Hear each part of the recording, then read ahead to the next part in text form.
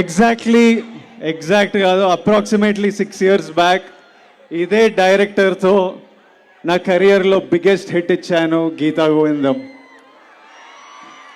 మీరు అందరు ఎంజాయ్ చేసిన సినిమా.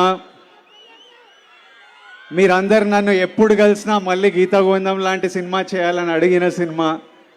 అంకుళ్ళు, ఆంటీలు, పిల్లలు, బాయ్స్, గర్ల్స్ అందరు మెచ్చుకున్న సినిమా. ఆ రోజులు వేరు. అప్పుడే కొత్తగా వచ్చి బ్యాక్ టు బ్యాక్ మీకు నచ్చిన సినిమాలు ఇస్తున్నా, అసలు ఎవడరా వీడు కొత్తగా వచ్చి ఇట్లా కొడుతున్నాను అనుకునే రోజులు. అప్పుడు పెళ్లి చూపులప్పుడు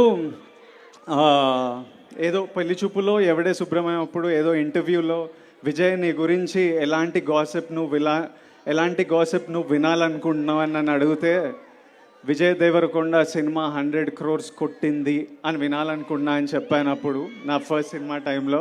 అప్పుడు అదో కళ, ఎప్పుడైనా ఇలా జరగాలి, ఇలా చేయాలి అని ఒక డ్రీమ్. అలాంటిది మన 4th సినిమాకే మనం 100 crores కొట్టిన సినిమా గీతా గోవిందం.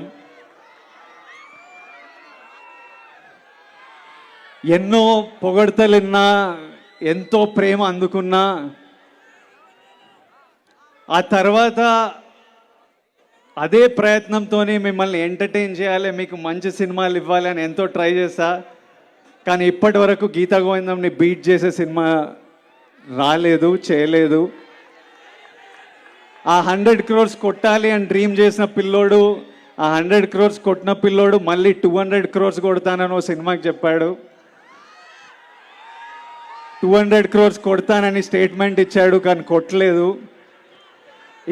ఈ రోజు వరకు నాతో ఎంతోమంది అలాంటి స్టేట్మెంట్ ఎందుకు ఇచ్చావు, అలాంటి స్టేట్మెంట్ ఇవ్వడం తప్పు, అలాంటి స్టేట్మెంట్ నీ వయసులో నీ కెరియర్లో అది యారోగెన్స్లా అనిపిస్తుంది, అలాంటివి మాట్లాడొద్దు అని ఎంతోమంది ప్రేమతోని కోపంతోని ఈ రోజు వరకు చెప్తూ ఉంటారు. కానీ ఈరోజు నేను చెప్తున్నా, 200 crores కొడతాననే స్టేట్మెంట్ ఇవ్వడం తప్పు కాదు, 200 crores కొడతా అని స్టేట్మెంట్ ఇచ్చి కొట్టకపోవడం తప్పు.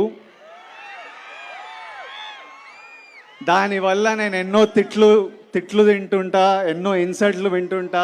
I deserve it. నేను 200 crores ఏదో రోజు కొడతాను. అది కొట్టే వరకు మీరు ఎంతైనా తిట్టండి, నేను పడుతుంటా. ఇప్పుడు కూడా దీన్ని యారోగెన్స్, బల్పు అని అనుకునే వాళ్ళు ఉంటారు, కానీ ఇది నాకు నా మీద ఉన్న కాన్ఫిడెన్స్, నా నమ్మకము. ప్రతిరోజు బెడ్ లేచినప్పుడు అదే నమ్మకంతో లేస్తా, పనికి వెళ్ళినప్పుడు అదే నమ్మకంతో వెళ్తా, ఇక్కడ నిలబడ్డప్పుడు అదే నమ్మకంతో నిలబడతా. ఇంకొకరు స్టార్ అయితే మనం అవ్వలేమా ఏంటి? నేను స్టార్ అయితే మీరు అవ్వలేరా ఏంటి? ఇంకొకరు 200 కోట్లు కొడితే మనం కొట్టలేమా ఏంటి? నేను కొడితే మీలో ఎవరో ఒకరు మళ్ళీ కొట్టలేరా ఏంటి?